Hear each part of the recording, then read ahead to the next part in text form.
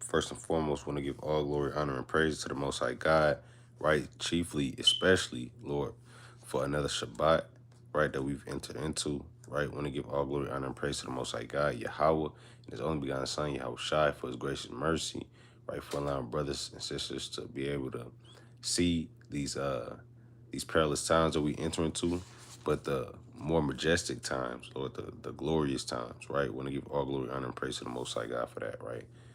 Soldier Uriah coming at you with a quick video through the Spirit, right? Just to touch on the mighty feast that we're about to enter into upon this upcoming day's evening, right? We're entering to the mighty feast, right? The mighty feast of the memorial blowing of the trumpets, man, right?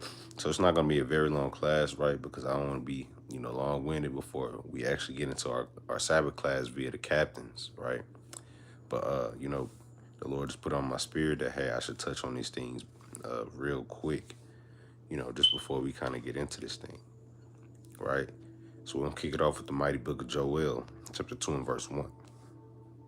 And it reads this: Blow ye the trumpet in Zion, and sound an alarm. So the first thing first, the Most High God said to blow this trumpet in Zion, right?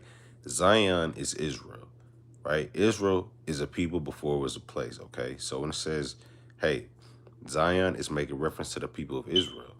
So why is it so significant that we have to blow the trumpet to the people of Israel? Let's find out why. Let's go to Isaiah chapter 58 and verse 1. Right? The scriptures say, write the vision and make it plain upon tables. So that's what we're going to do. The book of Isaiah, chapter 58 and verse 1. Cry aloud, spare not. Lift up thy voice like a trumpet. Right?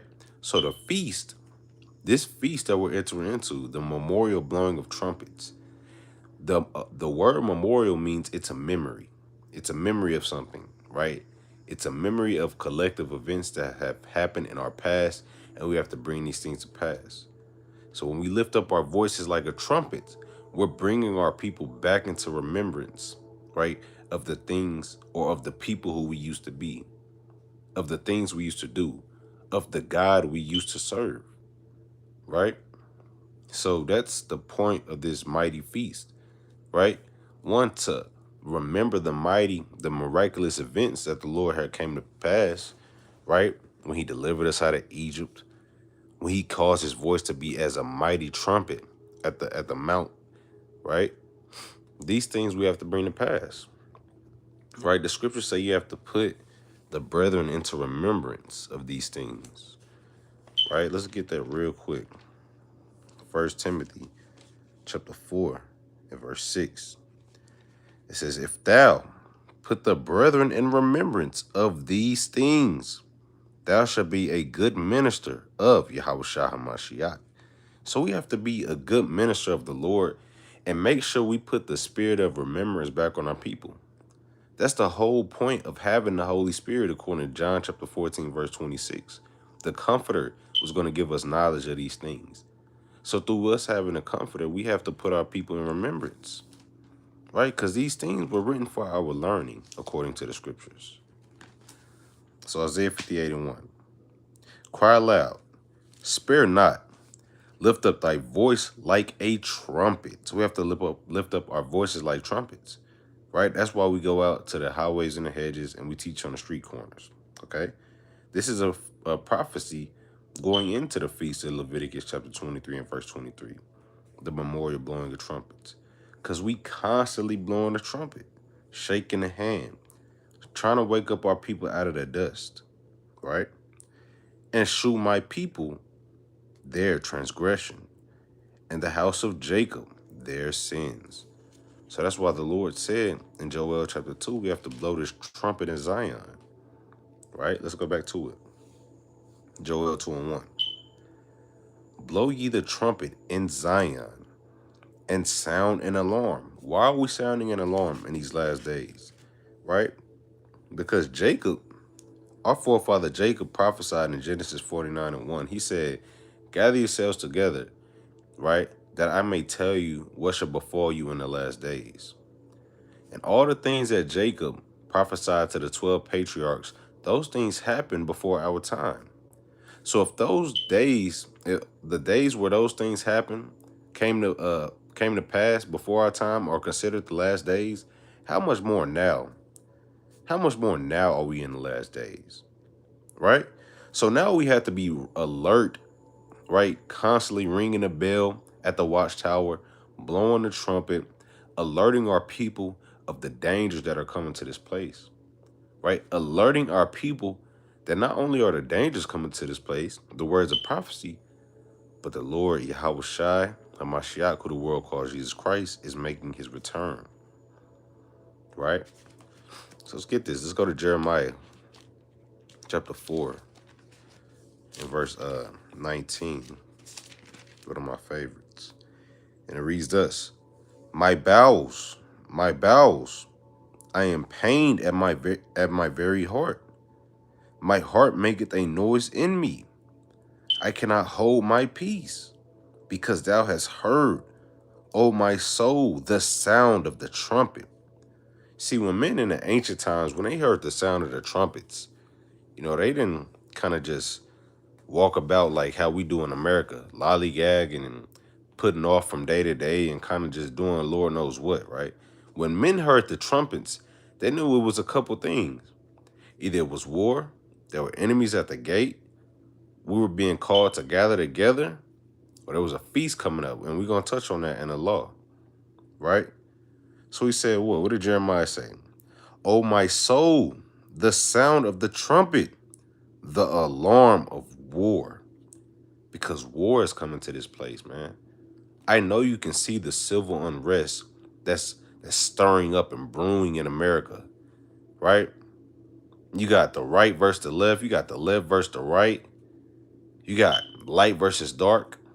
You got dark versus light. And you got black versus white and white versus black and vice versa, right? All of these things are stirring up. The Lord is stirring up the spirit of confusion and destruction. So these are things that we have to be aware of, right? Alarmed and an on go about, right?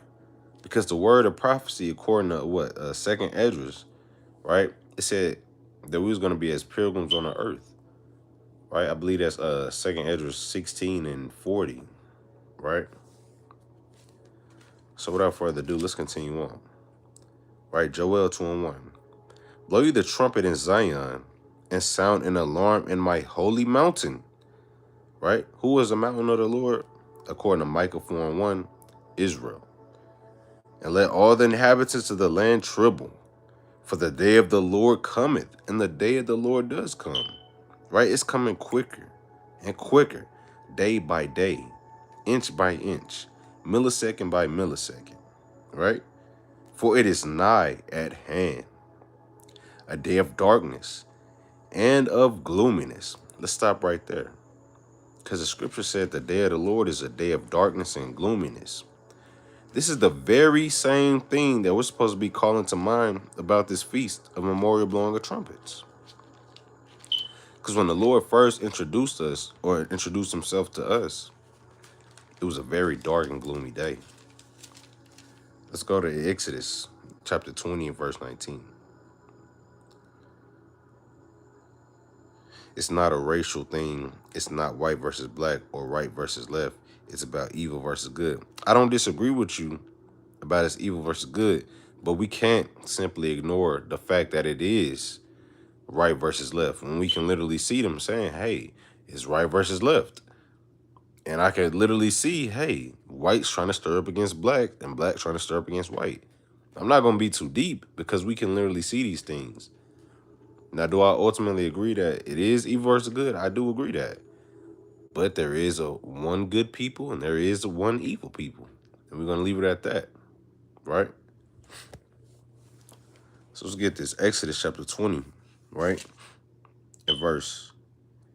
Start at verse 18. This is after we received the 10 commandments, okay? And this is what I was talking about, referring to that dark and gloomy day. Exodus chapter 20 and verse 18. And all the people saw the thunderings and the lightnings and the noise of the trumpet and the mountain smoking. So they saw the thunderings, right? And when you got thunder, you got the lightning cracking like a cow, right? And I'm talking about this is it's not just a little weather, a little storm that's gonna simply just pass by. No, this is the Lord showing himself, right? This is the Lord magnifying his power to put fear in the earth, right? Psalm 65 and verse 3 through 5, it says, by terrible things in righteousness wilt thou answer us, or the children of men, roughly paraphrasing, right? By terrible things, hey, the Lord God is terrible, right? And I'm not saying that to say he's a bad guy, but the Lord is terrible. You don't want to be on his bad side, right? And the noise of the trumpet. So this mighty trumpet that comes from the Lord's chariots when he makes his presence, this is a memorial of that. We're going to always remember how mighty and powerful the Lord is in making his appearance. We're going to always remember that the day of the Lord is coming with thunderings, lightnings, right? Trumpets, right? Darkness in the skies, right? Destruction, right? But with that also comes redemption. Who is that redemption from? The children of Israel, right? Luke chapter 1 and verse 68 on down, right? Editions of Esther chapter 10, right? And verse 7 through 9 on down. 2 lots, right? One for the righteous holy people and one for the other nations, right? Psalm 53 and 6, salvation is coming out of Zion, right? The Lord said that he's going to save Israel from his enemies, right?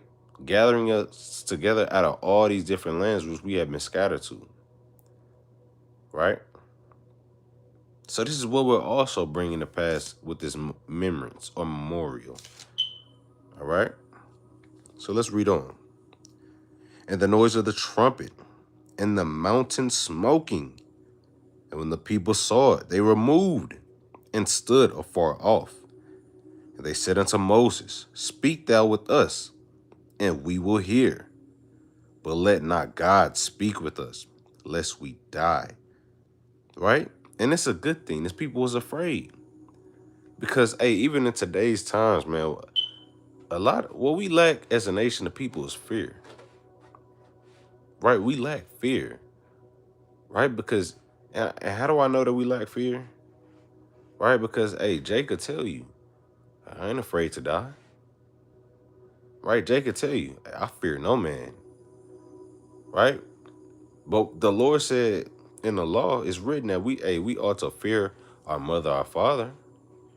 Right? So how much more should we fear the Most High God? Because the fear of the Lord is the beginning of wisdom. Right? Wisdom is going to keep you alive. Right? If you don't believe me, read the book of Wisdom of Solomon, the 10th chapter, on how wisdom saved Joseph out of the hand of Pharaoh. Right? On how wisdom saved Jacob out of the hand of Esau. Right? On how wisdom saved Lot from the destruction of the wicked in Sodom and Gomorrah. Right? So let's read on. Verse 20. And Moses said unto the people, fear not, for God is come to prove you. Right? The Most High has come to prove you. In these seasons of feast days, in these seasons of everything that we go through in our struggles, right? Especially these feast days, man. We got the mighty feast of memorial blowing of trumpets. Then you have the Day of Atonement, right? Then you have, following the Day of Atonement, you had a mighty feast of tabernacles. All of these things are spiritual, and the Lord has come to prove you, right? Whether your tabernacle going to be defiled with sin, right? Or you going to step up and overcome that evil nature. I'm going to say a quote from Skyrim. It's a game, okay? I had just sent this quote to my wife. And I might butcher the quote, so just bear with me. But the quote basically said, which one is better? To be born good or to overcome your evil nature through great tribulation or something like that, right? The Lord is coming to prove you to see Hey, can you overcome your evil nature? Right? These are the times of what? We should be strengthening ourselves in repentance. Strengthen ourselves by the grace of the Lord to overcome the wickedness of this world.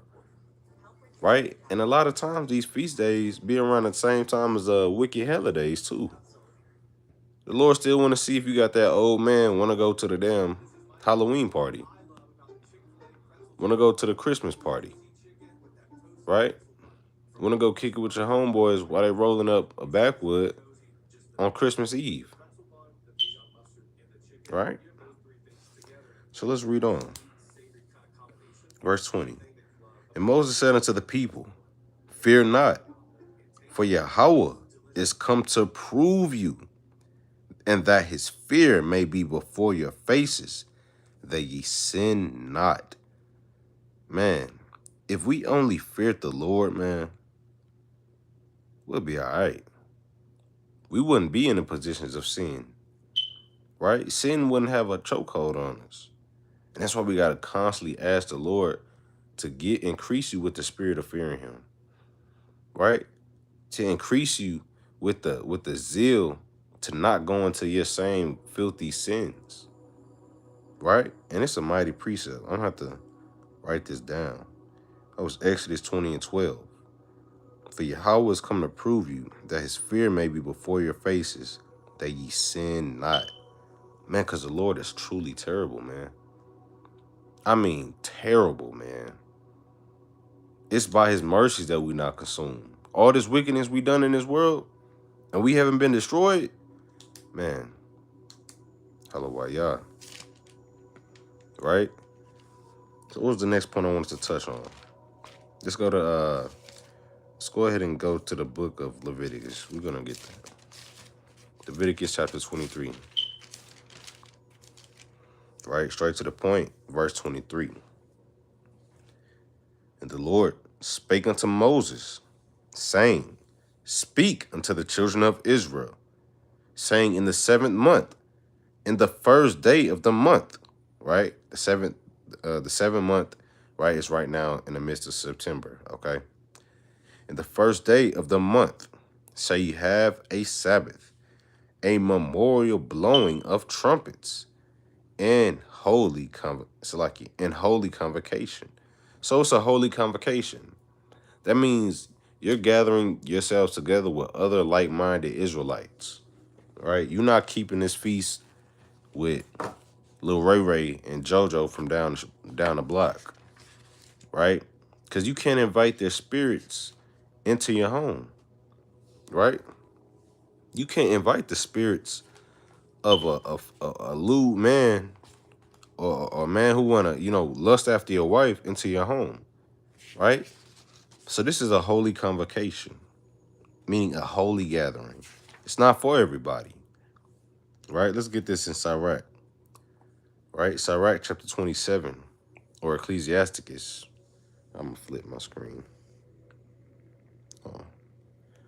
Sirach chapter 27, right, in verse 12. If thou be among the indiscreet, observe the time, right? So if you out, at your job, right, you kind of you just there, right? It's our job. We got to be there, right? You got to kind of observe the time, man. Because Jake start talking about folly. Start talking about how you want to lay down with this woman and that woman. Start talking about the new Jordan 3s or God knows what, right? But the Lord said this, but be continually among men of understanding, right? So we have to continually be among men of understanding, right? That's what these feasts are about. These feasts aren't about inviting your mother, who's still eating shrimp, crab, and lobster, to come down party, right? Party all night, and then she go home and she's smoking cigarettes. It's not what this feast is about.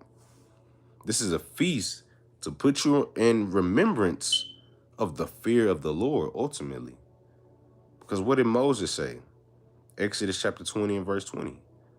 The Lord came to prove you, to put his fear in you that you sin not. Right? So we got to think about these things.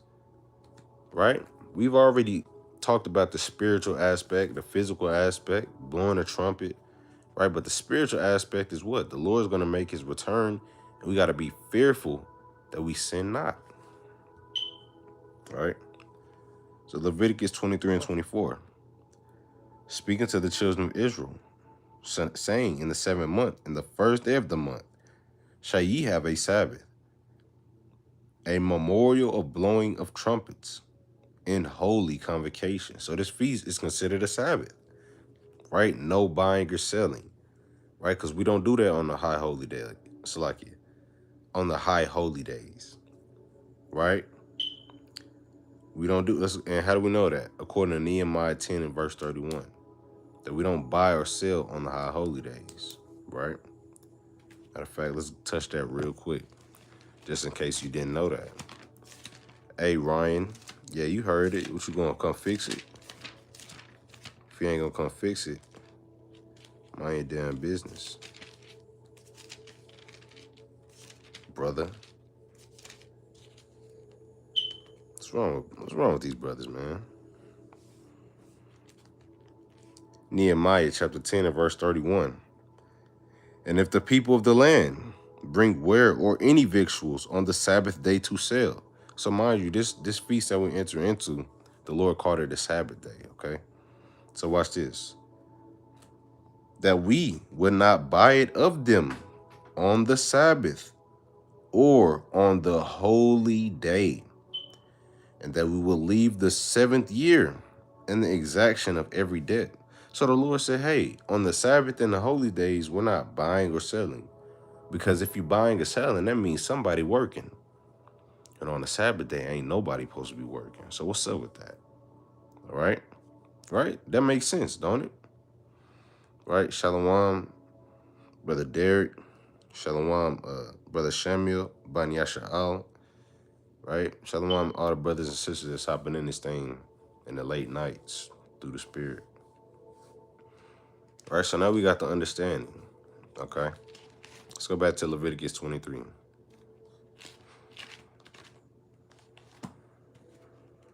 Leviticus chapter 23. I'm continuing on at verse 24. In the day of the month shall ye have a Sabbath, a memorial of blowing of trumpets and holy convocation. You shall do no servile work therein, but ye shall offer an offering made by fire unto the Lord. Right? So the Lord said, hey, we should do no servile work therein. Now, granted, hey, we know we are in this captivity, okay? We know that we are in captivity, right? So if you could take off, all praise to the Most High, right? Lord willing, hey, you do take off. But a brother not going to stone you or condemn you if you have to go to work.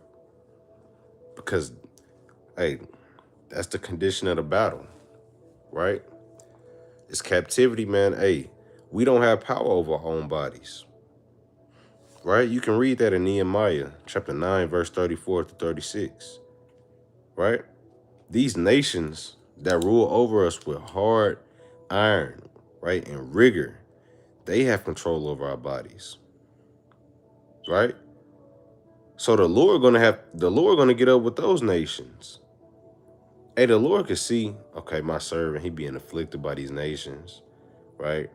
I know he want to be at this feast, but he can't be at the feast, because he, certain circumstances. The Lord gonna get up with those nations. You ain't got to worry about it, right? Christ said that my grace is sufficient for thee, according to 2 Corinthians, the 12th chapter, right? So don't beat yourself up, right? Don't kind of hang your head low, right? Just understand, hey, why you in your captivity? Hey, how does the spirit of mirth? Simply because, hey, this still the feast of the Lord. And these heathen, they want to do everything in their power to kind of take away our joy and our power.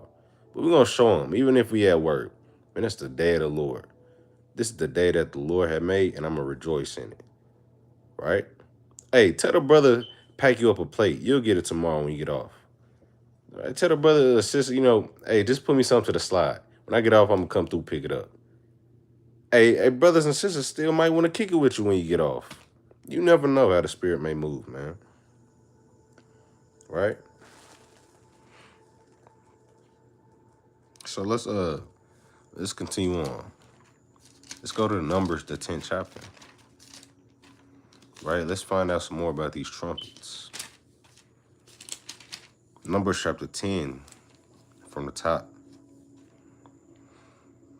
And the Lord spake unto Moses, saying, make thee 2 trumpets of silver. Of a whole piece shalt thou make them, that thou mayest use them for the calling of the assembly. So, we use the trumpets to what? Call together the congregations, right? To wake up the people, to tell them, hey, come hither, bring thyself, right? And for the journeying of the camps. And when they shall blow with them, all the assembly shall assemble themselves to thee at the door of the tabernacle of the congregation. Verse 4. And if they blow but with one trumpet, then the princes, which are heads of the thousands of Israel, shall gather themselves unto thee. So if we blow at one time, hey, all the leaders, the princes, right, they're going to come and gather, right? When you blow, Salakia, verse 5, when you blow an alarm,